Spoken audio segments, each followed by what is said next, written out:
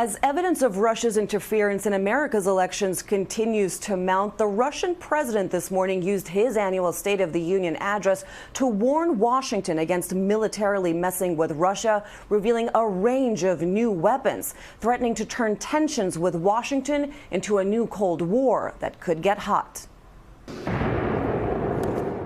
Russia this morning is flexing its military muscle, unveiling a new line of nuclear weapons that it claims can reach almost anywhere in the world and would render American defense systems useless.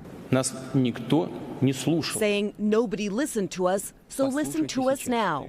In his marathon State of the Union speech ahead of this month's presidential election, President Vladimir Putin's message to Washington was loud and clear. And I am not bluffing.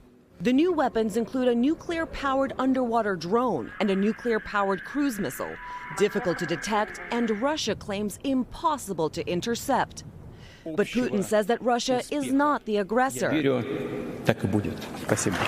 blaming the new arms race on America's decision to pull out of the 1972 anti-ballistic missile treaty and for building new bases close to Russia's borders.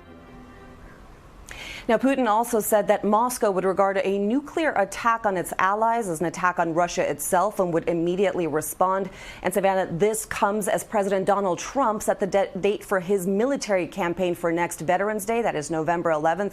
Both sides seemingly set on flexing their military muscle as tensions continue to mount. Savannah? All right, Lucy, thank you so much. Let's turn to Jeremy Bash, NBC's national security analyst. And Jeremy, before we get to the technical side of these new weapons Vladimir Putin's talking about, what's going on here? Because it doesn't feel like we've heard this kind of language, this hot rhetoric from Russia in a very long time. What's Putin's angle here?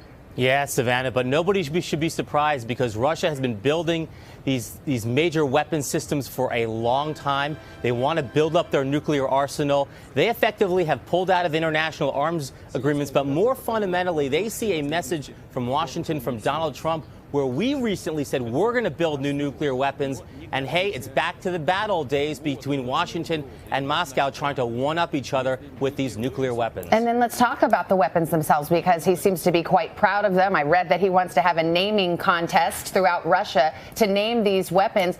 Are they as terrifying and ominous as Putin makes them out to be? Well, for many years, the Defense Department has been concerned about Russia's development. I mean, effectively, if you have a cruise missile that can fly low and fast, it cannot be hit by our missile defense systems, and our coastal cities, Boston, New York, Washington, are definitely at risk. Jeremy Bash, thank you so much with the disturbing story this morning. Appreciate it.